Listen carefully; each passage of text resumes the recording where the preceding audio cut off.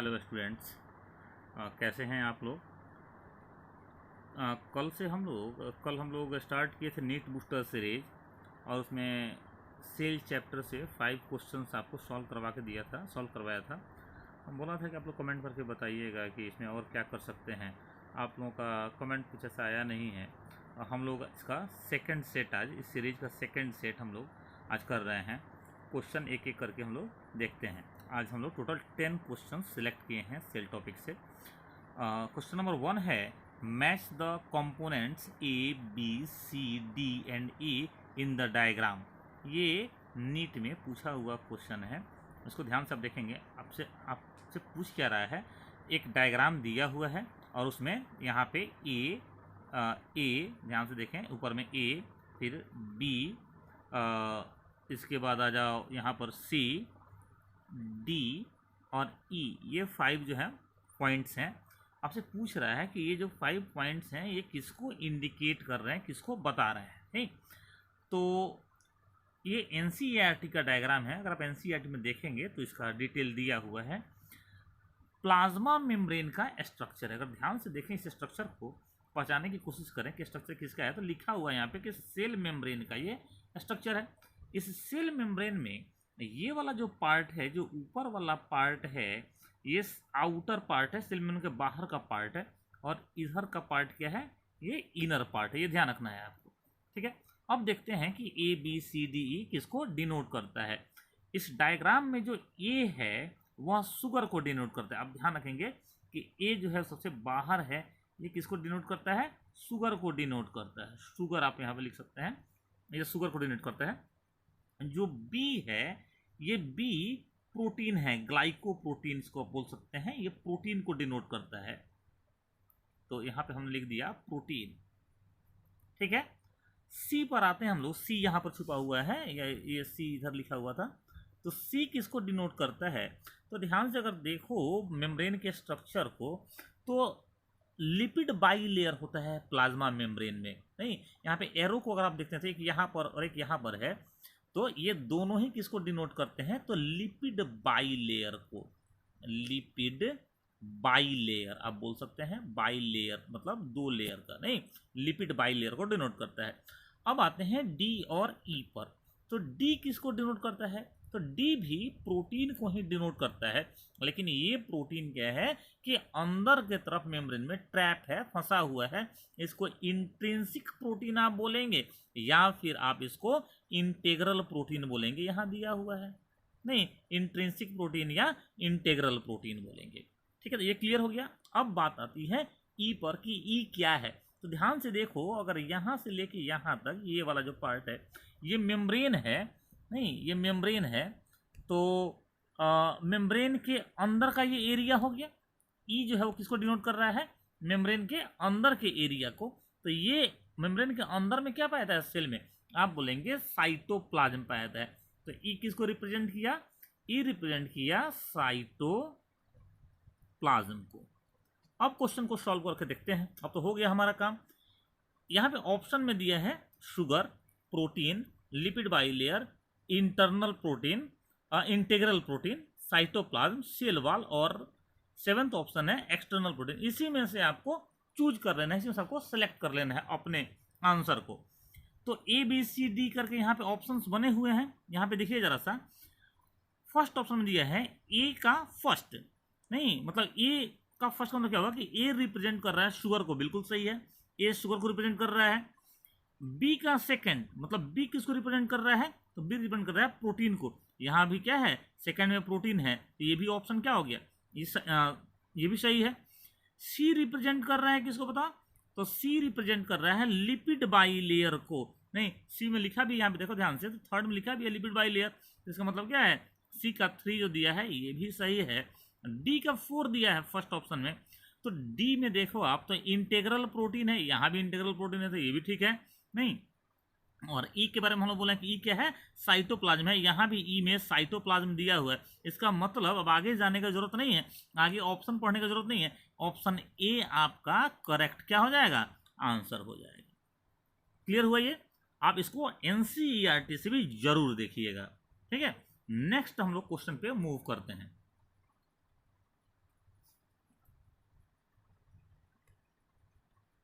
अब next question को देखो, ये भी डायग्राम से ही जुड़ा हुआ एक क्वेश्चन है, ये भी डायग्राम से ही जुड़ा हुआ एक क्वेश्चन है, नीट में पूछा गया है 2013 में।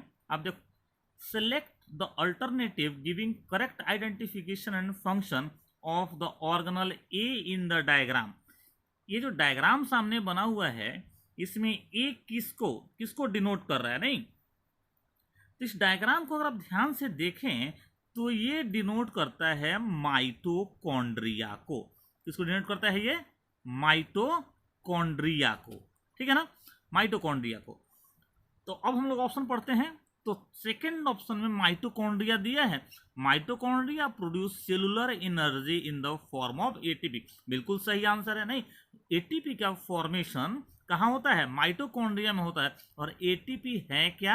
तो सेलुलर एनर्जी का, सेल के अंदर की एनर्जी का एक फॉर्म है। तो यहाँ पर तो आंसर हमको मिल गया कि ये किसका डायग्राम है, बताओ। तो यहाँ पर डायग्राम में ए किसको रिप्रेजेंट कर रहा है? तो माइटोकॉन्ड्रिया को कर रहा है। थोड़ा सा इस डायग्राम को हम लोग और एक्सप्लेन करते हैं अपने नॉलेज के लिए, नहीं? तो इस डायग्राम को और देखते हैं, तो ये एक तरह से आप देखो तो एनिमल सेल का डायग्राम है। दो तरह के सेल मेनली, एक प्लांट्स और एक एनिमल सेल। तो ये किसका डायग्राम है? आप बोलेंगे ये एनिमल सेल का। यूकैरियोटिक सेल में दो टाइप के सेल होते हैं, प्लांट सेल और एनिमल सेल। तो ये एनिमल सेल का डायग्राम है। अब देखना जरा सा, ये वाला तो हम लोगों ने निकाल लिया कि भाई ठीक है ये माइटोकॉन्ड्रिया है, नहीं? ये जो ऊपर वाला जो दिख रहा है हमको मेम्ब्रेन, यही क्या है? सेल मेम्ब्रेन या प्लाज्मा मेम्ब्रेन है, ठीक है। आगे मूव करो, अगर इस डायग्राम में इधर वाला ये जो पार्ट तुमको दिख रहा है, ये वाला पार्ट क्या है? तो आप बोलेंगे ये गोल्गी बॉडीज है, नहीं? गोल्गी अपैरेटस या गोल्गी बॉडीज है।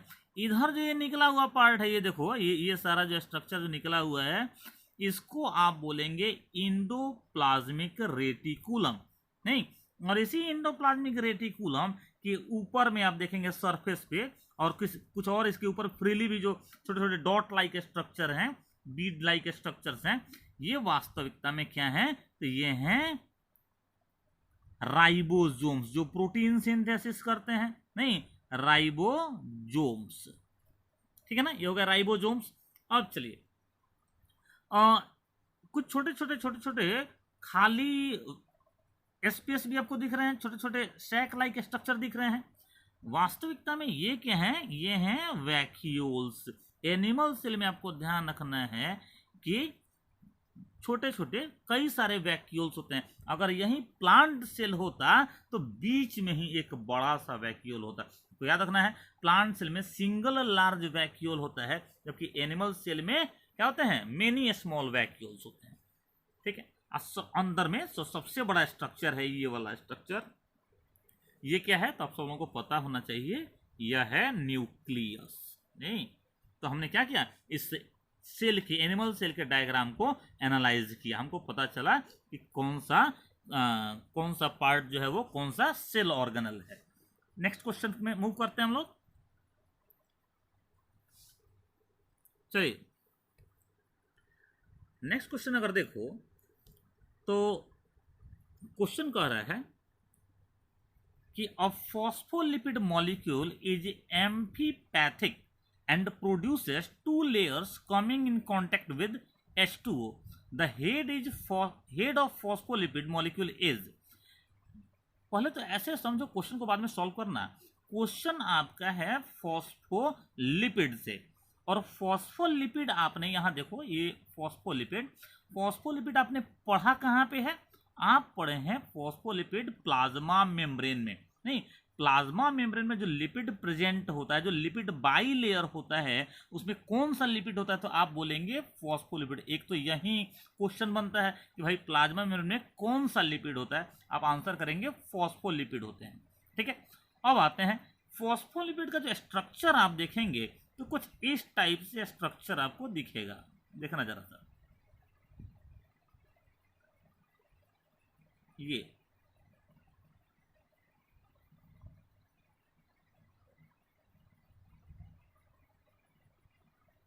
ठीक ना, कुछ इस टाइप से आपका। ये ज़्यादा क्लियर नहीं हो पा रहा है, पेन ठीक से काम नहीं करता है। समझना कि जो ऊपर वाला पार्ट है, ये जो डेंस पार्ट हम लोग दिखा रहे हैं, ये क्या है, तो फॉस्फोलिपिड का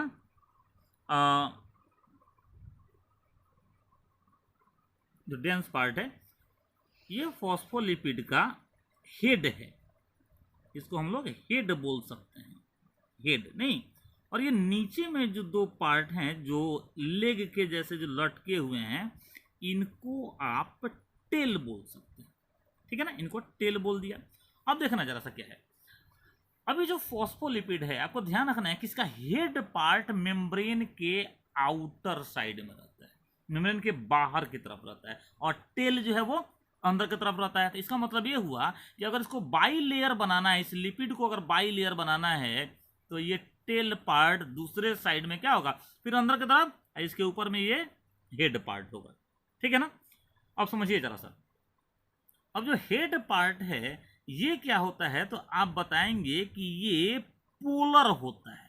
इसका नेचर कैसा है, तो ये पोलर होता है, जबकि जो टेल पार्ट है ये नॉन पोलर होता है। ये क्या होता है, नॉन पोलर। अब देखते चलिए, हमने बोला कि फॉस्फोलिपिड का जो डेंस पार्ट है, ओवरऑल पार्ट है, वो हेड है, वो पोलर होता है, जबकि जो अंदर वाला पार्ट है, जो इनर साइड वाला पार्ट है, जिसको हम लोग टेल कह रहे हैं, वो नॉन पोलर होता है, ठीक है ना। तो क्वेश्चन कह रहा है क्या कि भाई the head of phospholipid molecule is, तो हेड कहाँ होगा, तो एट द आउटर सरफेस। अगर हम लोग क्वेश्चन पढ़ें, of phospholipid molecule is amphipathic and produces two layers coming in contact with H2O, the head of phospholipid molecule is, तो head किस साइड में है, हेड आप बोलेंगे on the at the outer surface. Head कहाँ है, इधर भी आउटर, इधर भी आउटर, तो आंसर तो निकल के आ गया एट द आउटर सरफेस। जो पोलर साइड है, हेड जो साइड है, वह क्या होता है, तो आप बोलेंगे कि वह हाइड्रोफिलिक होता है। हाइड्रोफिलिक होता है, वाटर लविंग होता है। वाटर भी पोलर कंपाउंड है, इस फॉस्फोलिपिड का हेड भी क्या बोल रहे हैं, पोलर कंपाउंड है, पोलर कंपाउंड से बना हुआ है। तो इसका मतलब क्या है कि ये हेड क्या हो जाएगा इसका, तो ये हाइड्रोफिलिक हो जाएगा या वाटर लविंग हो जाएगा, ठीक है। जबकि ठीक इसका उल्टा जो टेल पार्ट होता है वो हाइड्रोफोबिक होता है, मतलब वाटर हेट करता है, नहीं। चलिए ये वाला क्वेश्चन आप कर पाए। नेक्स्ट क्वेश्चन पे हम लोग मूव करते हैं। क्वेश्चन नंबर 4 है,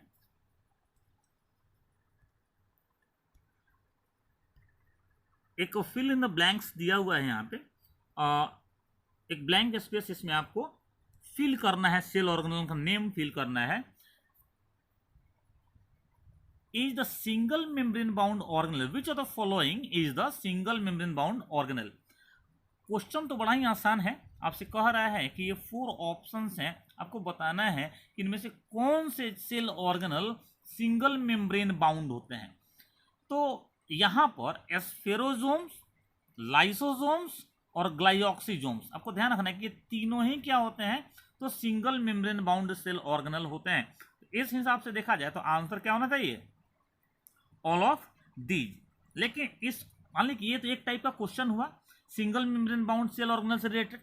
आपको डिटेल जानना चाहिए कि सेल के अंदर में जो मेम्ब्रेन बाउंड सेल ऑर्गेनल होते हैं, नहीं, या फिर जितने भी सेल ऑर्गेनल होते हैं वो कितने टाइप के होते हैं, on the basis of presence of membrane, membrane के प्रेजेंस या उपस्थिति के आधार पे। तो आप बोलेंगे कि कुछ सेल ऑर्गेनल होते हैं जो डबल मेम्ब्रेन बाउंड होते हैं, डबल मेम्ब्रेन बाउंड होते हैं, नहीं, कुछ ऐसे सेल ऑर्गेनल होते हैं जो यहाँ पे जैसे दिया हुआ है सिंगल मेम्ब्रेन बाउंड होते हैं, जबकि कुछ ऐसे सेल ऑर्गेनल भी सेल में होते हैं जो नॉन मेम्ब्रेनस होते हैं, मतलब जिनमें मेम्ब्रेन नहीं होता है। आपको तो ये पूरा लिस्ट याद रखना चाहिए, इससे क्या होगा कि इस पर डिपेंडेंट कोई भी क्वेश्चन आएगा उसको आप इजीली सॉल्व कर पाएंगे। तो देख लेते हैं हम लोग, डबल मेम्ब्रेन बाउंड मतलब ऐसा सेल ऑर्गेनल जो 2 मेम्ब्रेन से या मेम्ब्रेन के 2 लेयर से क्या रहता है, घिरा हुआ रहता है। वो कौन कौन से हैं, तो आसान है, आप बोलेंगे एक है माइटोकॉन्ड्रिया। फर्स्ट कौन है, माइटोकॉन्ड्रिया। सेकंड कौन है, तो आप बोलेंगे कि इस क्लोरोप्लास्ट या प्लास्टिड बोल सकते हैं आपको, क्लोरोप्लास्ट। और थर्ड क्या है, क्लोरोप्लास्ट, नहीं, और थर्ड आप इसी कैटेगरी में आप रख सकते हैं किसको, न्यूक्लियस को। न्यूक्लियस तो लार्जेस्ट सेल ऑर्गेनल है, ये भी आपको याद रखना चाहिए। तो थर्ड हो गया न्यूक्लियस, ये याद रह जाएगा। डबल मेम्ब्रेन बाउंड में माइटोकॉन्ड्रिया, क्लोरोप्लास्ट और न्यूक्लियस। चलिए सिंगल मेम्ब्रेन बाउंड में आते हैं। तो सिंगल मेम्ब्रेन बाउंड में यहां तो 3 आपने देखा ही, एस्फेरोसोम है, लाइसोसोम है, ग्लाइऑक्सिसोम है। इनके अलावा कल आपको बताया था कि गोल्गी बॉडीज जितने हैं वो क्या है, सिंगल मेम्ब्रेन बाउंड है। इंडोप्लाज्मिक रेटिकुलम भी क्या है, सिंगल मेम्ब्रेन बाउंड है। और वैक्यूल्स भी क्या होते हैं, ये भी सिंगल मेम्ब्रेन बाउंड होते हैं। क्लियर हुआ? तो ये तो हम लोग निकाल लिया single membrane bound cell organelles को। अब चलिए जो नॉन मेम्ब्रेनस है, मतलब ऐसे भी सेल ऑर्गेनल हैं जिनमें कि मेम्ब्रेन प्रेजेंट ही नहीं होता है, वो कौन कौन से हैं? तो आपको याद रखना है राइबोसोम्स। राइबोसोम्स जो होते हैं वो क्या होते हैं, नॉन मेम्ब्रेनस होते हैं। सेकंड, राइबोसोम्स के साथ साथ एनिमल सेल में जो सेंट्रियोल पाए जाते हैं, सेंट्रियोल, ये भी क्या होते हैं, ये भी नॉन मेम्ब्रेनस होते हैं। और एक और चीज आप ध्यान रखिएगा, कभी कभी ऐसा होता है कि एग्जाम में पूछ लेता है न्यूक्लियोलस को भी मेंशन करके, न्यूक्लियोलस नहीं, न्यूक्लियोलस, लेकिन ध्यान रखना है आपको, नॉन मेम्ब्रेनस तो होता है लेकिन ये प्रेजेंट कहाँ रहता है, तो ये न्यूक्लियस के अंदर में प्रेजेंट रहता है। ठीक है, तो इस चार्ट को आप याद रखेंगे, इससे आपके क्वेश्चंस क्या होंगे, मेम्ब्रेन रिलेटेड जो क्वेश्चंस हैं वो सॉल्व हो जाएंगे। चलिए नेक्स्ट क्वेश्चन पे आते हैं। Question number 5, match column 1 with column 2 and select the correct option from the codes given below. आपको क्या करना है कि आपको जो कॉलम 1 और कॉलम 2 दिया हुआ है इनको मैच करा के नीचे जो ऑप्शन उसमें से राइट ऑप्शन को, करेक्ट ऑप्शन को सिलेक्ट कर लेना है, चुन लेना है। चलिए हम लोग देखते हैं इसको। फर्स्ट है क्लोरोप्लास्ट। तो क्लोरोप्लास्ट के लिए जो रिलेटेड यहाँ पर डिस्क्रिप्शन है वो कौन सा होगा, तो कलरलेस तो होता नहीं है, येलो ऑरेंज रेड कलर देता नहीं है, ये ग्रीन कलर का प्लास्टिड है। मतलब क्लोरोप्लास्ट के लिए बढ़िया एक्सप्लेनेशन ग्रीन प्लास्टिड हो सकता है या होता है नहीं। फिर चलिए क्रोमोप्लास्ट। क्रोमोप्लास्ट कलर प्रोवाइड करने वाला, कलर देने वाला प्लास्टिड होता है। तो यहाँ पर येलो ऑरेंज रेड ये सारा कलर दिया हुआ है, तो क्रोमोप्लास्ट को हम मैच कर देते हैं 2 से। और लास्ट जो सी है ल्यूकोप्लास्ट, ल्यूकोप्लास्ट कलरलेस प्लास्टिड होता है, तो इसको मैच कर देते हैं हम लोग 1 से। अब तो हमारा क्वेश्चन इजीली बन जाना चाहिए नहीं। यहाँ पर जो फर्स्ट ऑप्शन है उसमें ए के लिए 3 दिया हुआ है, ए के साथ 3 को मैच किया है, यहाँ ये ठीक है। बी को 1 से मैच किया है, बी को 1 से मैच किया है, ये गलत है। नहीं, बी को तो 2 से मैच करना है। चलिए तो मूव कर जाते हैं हम लोग सेकंड ऑप्शन पे। सॉरी, ए को 3 से मैच किया, ठीक है, ये सेकंड ऑप्शन में। बी को 2 से मैच किया, यहाँ पर बी को 2 से मैच किया, ठीक है। तो सी को क्या करना पड़ेगा, 1 से मैच करना पड़ेगा। ये बिल्कुल ही क्या है, आपका राइट आंसर है। नहीं, तो इस हिसाब से आपने इस क्वेश्चन को कर लिया। अब थोड़ा इसके अगल बगल के कॉन्सेप्ट को भी हम लोग समझ लेते हैं। ये क्लोरोप्लास्ट, क्रोमोप्लास्ट और ल्यूकोप्लास्ट, ये तीनों ही जो हैं ये क्या है, तो ये प्लास्टिड हैं। ठीक है ना, तीनों के तीनों क्या है, प्लास्टिड होते हैं। ठीक है, प्लास्टिड्स तीनों को एक साथ हम लोग बोलते हैं, प्लास्टिड्स के टाइप है ये। यहां पर सबसे इंपॉर्टेंट प्लास्टिड क्लोरोप्लास्ट होता है। ध्यान रखना आपको, सबसे इंपॉर्टेंट प्लास्टिड कौन सा होता है, क्लोरोप्लास्ट होता है। क्यों होता है, क्योंकि इस क्लोरोप्लास्ट में ही फोटोसिंथेसिस के लिए जरूरी पिगमेंट क्लोरोफिल पाया जाता है। क्लियर हुआ? क्लोरोप्लास्ट में क्या मिलता है, क्लोरोफिल मिलता है। प्लांट में जो ग्रीन कलर होता है वह किसके प्रेजेंस के चलते होता है, तो क्लोरोप्लास्ट या क्लोरोफिल के चलते होता है। चलिए क्रोमोप्लास्ट पे आते हैं। तो ग्रीन कलर को छोड़ करके प्लांट में जितने भी कलर होते हैं उन सब के लिए रिस्पॉन्सिबल जो प्लास्टिड है वह है क्रोमोप्लास्ट। नहीं, और ल्यूकोप्लास्ट में किसी भी तरह का कोई कलर प्रोवाइड करने वाला पिगमेंट नहीं पाया जाता है, इसलिए ल्यूकोप्लास्ट को हम लोग कलरलेस प्लास्टिड बोलते हैं। कलरलेस प्लास्ट। क्लियर है? नेक्स्ट क्वेश्चन पे मूव कर जाते हैं हम लोग। क्वेश्चन नंबर 6 उसी से प्लास्टिड से ही ये जुड़ा हुआ क्वेश्चन है। Amyloplast, elaioplast and aleuroplast belong to which category of plastids? किस प्लास्टिड के किस कैटेगरी से ये तीनों एमाइलोप्लास्ट, एलियोप्लास्ट और एल्यूरोप्लास्ट जुड़े हैं? तो ध्यान रखना कि ये जो तीनों बोलो कि प्लास्टिड हैं, ये ल्यूकोप्लास्ट के टाइप हैं, नहीं कलरलेस प्लास्टिड जो हम लोग डिस्कस कर रहे थे ल्यूकोप्लास्ट, उनके टाइप हैं। ल्यूकोप्लास्ट का मेन फंक्शन क्या है, आप ध्यान रखना, इसका मेन फंक्शन है स्टोरेज। ये प्लांट सेल में मटेरियल्स को स्टोर करता है, नहीं, और ये मेनली कहाँ मिलता है? तो आप बोलेंगे कि पैरेनकाइमेटस जो सेल्स या टिश्यूज होते हैं उनमें मिलता है। ल्यूकोप्लास्ट की हम बात कर रहे हैं।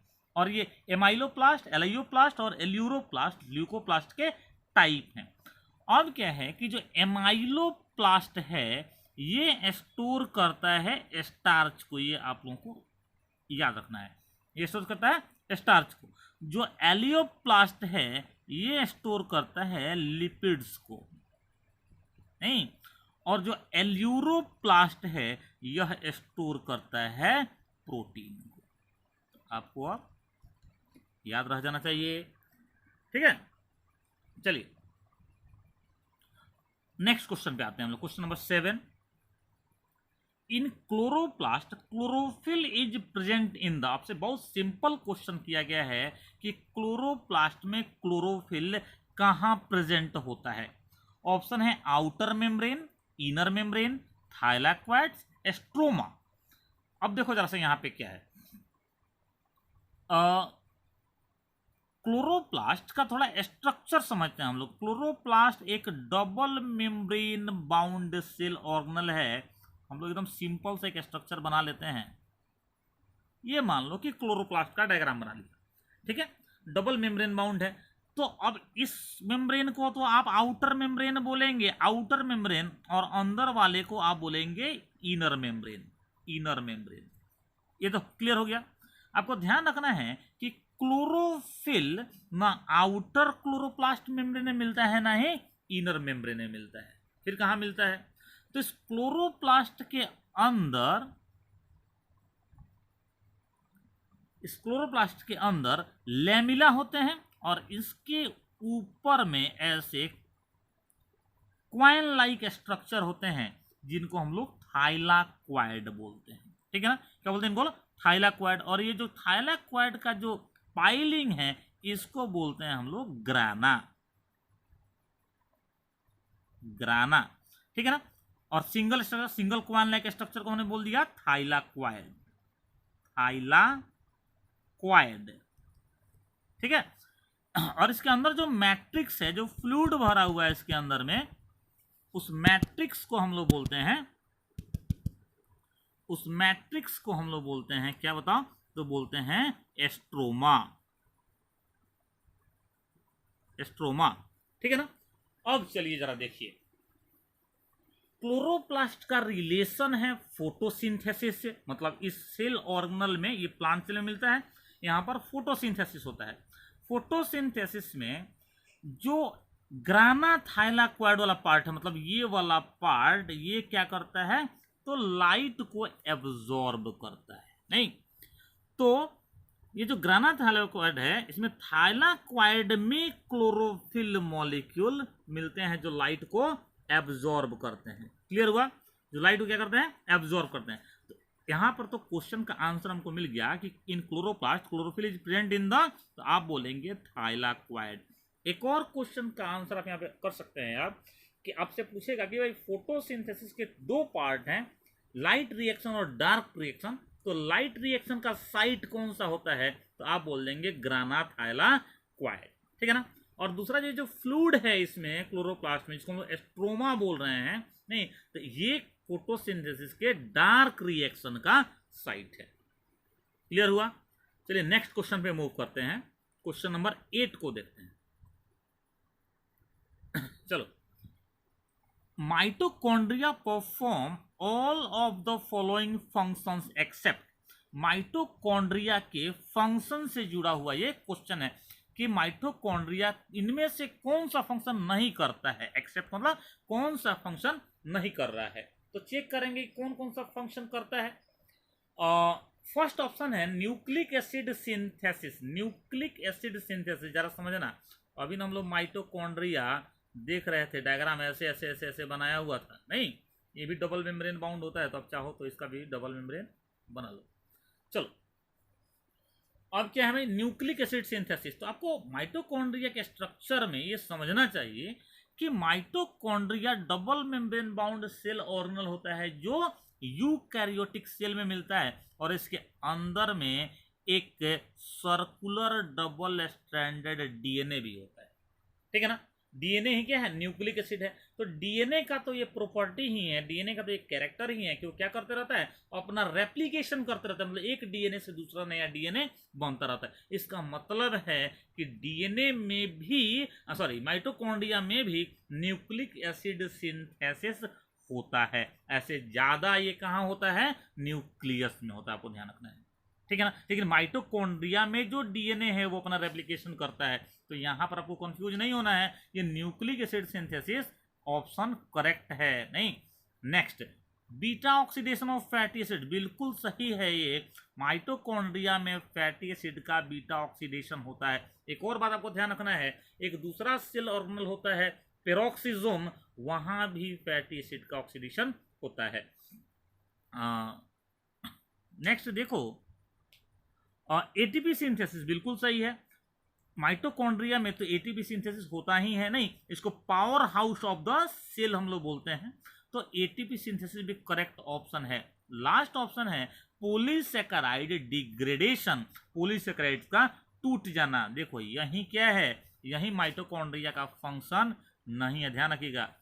पॉलीसैकेराइड डिग्रेडेशन माइटोकॉन्ड्रिया का फंक्शन नहीं है, जरा समझिए तो ये टेक्निकल क्वेश्चन है। हम लोग जो फूड लेते हैं उसमें क्या होता है, उसमें पॉलीसैकेराइड होता है। किस फॉर्म में बताओ? तो मेनली स्टार्च के फॉर्म में। ठीक ना? ये जो स्टार्च है इसका डाइजेशन माउथ से स्टार्ट होता है। डाइजेशन मतलब डिग्रेडेशन, टूटना। स्टार्च टूटना शुरू होता है, माउथ में टूटता है, और फिर जाकर के स्मॉल इंटेस्टाइन में टूटता है। नहीं तो डिग्रेडेशन स्टार्च का कहाँ हो रहा है? तो एलिमेंट्री कैनाल में या डाइजेस्टिव ट्रैक्ट में। नहीं तो स्टार्च टूट करके अपने डाइजेस्टिव ट्रैक्ट में ही इंटेस्टाइन में किस में चेंज होता है? तो ग्लूकोज में चेंज हो जाता है। क्लियर हुआ? ये ग्लूकोज मोनोसैकेराइड होता है। पॉलीसैकेराइड स्टार्च है, स्टार्च पॉलीसैकेराइड है, जबकि ग्लूकोज क्या है? मोनोसैकेराइड। यही ग्लूकोज कहाँ जाता है? अब ये जाता है ऑक्सीडेशन के प्रोसेस में। नहीं तो वहां पे पहले साइटोप्लाज्म में ग्लाइकोलाइसिस होता है, और फिर वहां से पायरुविक एसिड का ऑक्सीडेशन होता है माइटोकॉन्ड्रिया में। आपको ध्यान रखना है कि पॉलीसैकेराइड डिग्रेडेशन यहाँ पर आंसर होगा। ये माइटोकॉन्ड्रिया का फंक्शन ना होकर किसका है? ये फंक्शन है एलिमेंट्री कैनाल का या डाइजेस्टिव ट्रैक्ट का। Clear? Next, which structure perform the function of mitochondria in bacteria. Question कह रहा है कि बैक्टीरिया में माइटोकॉन्ड्रिया का फंक्शन कौन करता है। नहीं तो पहले तो समझना है ना भाई कि माइटोकॉन्ड्रिया का फंक्शन है क्या।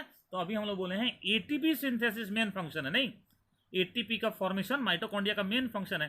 अब बैक्टीरिया जो होता है वो तो प्रोकैरियोटिक सेल होता है। नहीं बैक्टीरिया में तो मेम्ब्रेन बाउंड कोई सेल ऑर्गेनल ही नहीं होते हैं, मतलब माइटोकॉन्ड्रिया एब्सेंट होता है, प्रेजेंट ही नहीं होता है। तो अब एटीपी का सिंथेसिस कैसे होगा?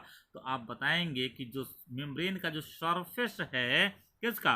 बैक्टीरिया का, वो क्या बनाता है? वो बनाता है मेसोजोम, और मेसोजोम ही क्या करता है? तो वहां पर माइटोकॉन्ड्रिया के जैसा फंक्शन करता है। क्लियर? चलिए आज का last question, question number 10। Select the wrong statement from the following. ये जो स्टेटमेंट है दिया हुआ 3 स्टेटमेंट, इसमें से क्या करना है आपको, रॉन्ग स्टेटमेंट सिलेक्ट करना है। ठीक है, तो देखना जरा सा। फर्स्ट है both chloroplast and mitochondria have an internal compartment, the thylakoid space bounded by the thylakoid membrane. कहता है कि both chloroplast and mitochondria have an internal compartment. बिल्कुल सही बात है, दोनों में इंटरनल कंपार्टमेंट होता है। The thylakoid space bounded by the thylakoid membrane. आगे का ऑप्शन पढ़ के देखते हैं हम लोग। Both chloroplast and mitochondria contain DNA. बिल्कुल सही है, ध्यान रखिएगा कि न्यूक्लियस के अलावा, अपार्ट फ्रॉम द न्यूक्लियस या बिसाइड न्यूक्लियस, डीएनए कहाँ कहाँ होता है, तो क्लोरोप्लास्ट में भी होता है और माइटोकॉन्ड्रिया में होता है। ये स्टेटमेंट तो ठीक है। The chloroplast are generally much larger than mitochondria. तो साइज अगर कंपेयर किया जाए क्लोरोप्लास्ट और माइटोकॉन्ड्रिया का, तो क्लोरोप्लास्ट का साइज 5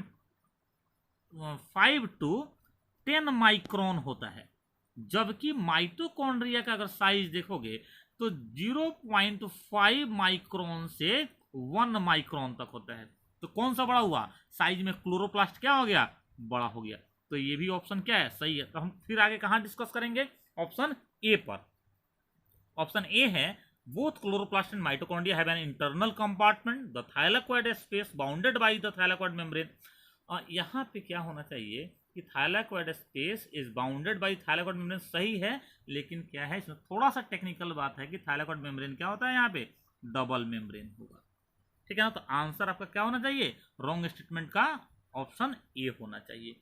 चलिए, ये आज का 10 क्वेश्चन आपका कंप्लीट हो गया है। आप लोग बताइए हमको ये जरूर कमेंट करके कि आपके लिए ये सीरीज बेनिफिशियल है या नहीं है। ऐसा तो नहीं कि हम मेहनत आप लोगों के लिए कर रहे हैं और आप लोगों को बेनिफिट ही नहीं हो रहा है, कुछ दूसरा तरीका देखा जाएगा। और अगर ये बेनिफिशियल है तो हमको नहीं पता कि कौन कौन से स्टूडेंट्स जो हैं अपने बाहर से आए हैं और अपने कांटेक्ट में तो बहुत सारे लोग नहीं हैं। तो आप लोग अगर ये बेनिफिशियल है तो उन लोगों तक पहुंचाइए, इसको शेयर कर दीजिए ताकि उनको फ़ायदा हो। एक्चुअली जो है, जो लोग इस साल एग्ज़ाम देने वाले हैं उन्हीं लोगों के लिए हम ये एफ़र्ट लगा रहे हैं। तो उन तक आप शेयर करिए ज़रूर इसको, उनको बोलिए कि चैनल को सब्सक्राइब कर लें, क्योंकि आप लोगों का तो ग्रुप है, जो लोग इस साल पढ़ रहे हैं उनको तो ग्रुप में मिल जाएगा। लेकिन जो बाहर वाले हैं, जो प्रीवियस ईयर वाले अपने बच्चे हैं या फिर जो आउटसाइडर हैं, उनको नहीं मिल पाएगा ग्रुप में। तो आप उनको बोलिए कि वो सब्सक्राइब कर लें ताकि उनको क्या हो जाए, उनको ये टाइम से मिलता रहे। रोज़ ही हम लोग क्या करेंगे, ऐसे ही क्वेश्चंस डालते रहेंगे। ठीक है, तो इसका ध्यान रखिएगा कि आपके फ्रेंड्स को या आपके जो सीनियर्स हैं उनको फ़ायदा होना चाहिए। चलिए, थैंक यू। फिर मिलते हैं हम लोग नेक्स्ट सीरीज में।